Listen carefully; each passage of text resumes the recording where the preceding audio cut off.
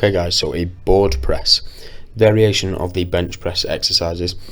All it does is limit the range of motion and increase the time of attention spent within the weakest phase of the movement. Now this is where the individuality aspect starts to creep in.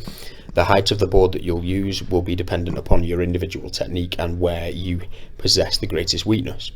So for people that tend to possess weakness immediately off the chest, a board press might not necessarily be the best exercise to use regardless of the height that's being implemented. However, if you press off your chest and then you tend to grind into a sticking point a couple of inches off the chest or just before lockout, a board press is a great alternative to allow you to spend a little bit more time and focus on generating tension in those positions.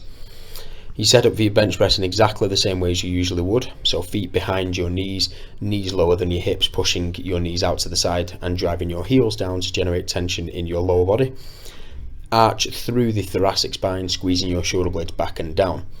Now if you have a training partner, they can position the block on your chest for you, or you can do what I've done in the video, which is use a yoga block and a resistance band around your chest just to keep it in place.